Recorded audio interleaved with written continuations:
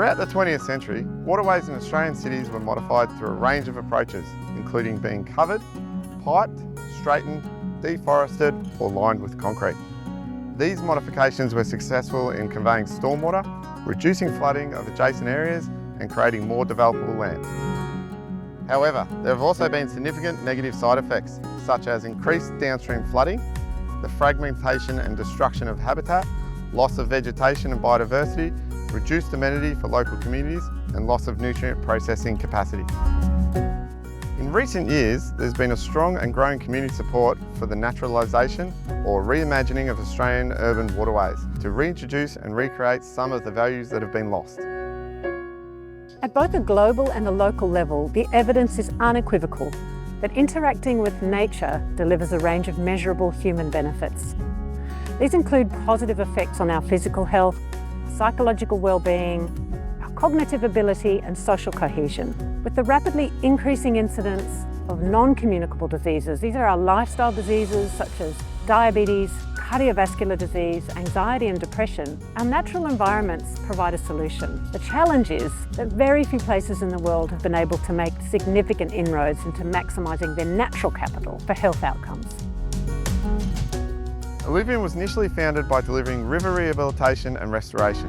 Over time, it became clear that the skills we had in fluvial geomorphology, stream hydraulics and hydrology, sediment transport, and the ecological sciences could be used to transform these completely modified, urban channelized or piped waterways back into more natural systems.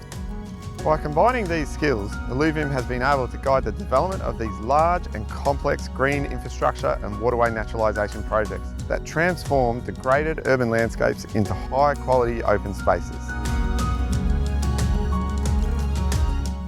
Fundamental to the success of these projects is the creation of a shared vision and a meaningful opportunity for community, traditional owners and other stakeholder groups to contribute to the project outcomes. Early and continued engagement will help to build a deeper understanding of a site, including its history, values and its constraints. Their involvement through the design process helps translate their ideas into reality, generating an enduring sense of shared ownership of the waterway. These projects typically integrate a number of technical elements that individually deliver upon their respective objectives and collectively achieve each project's vision. This includes assessing how we can modify channel form and riparian vegetation condition without increasing flood or erosion risk.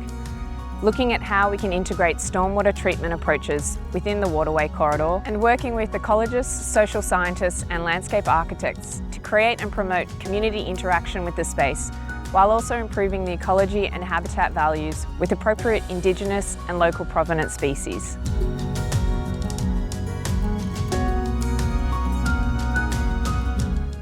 When you get the chance to come back to the sites we worked on 2 to 5 years later and see the immediate change, it is extraordinary.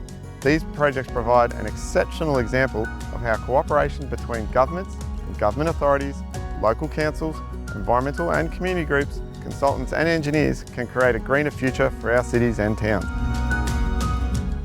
Using water as the enabler, these projects help to create sustainable, livable and healthy communities through waterway restoration and urban greening.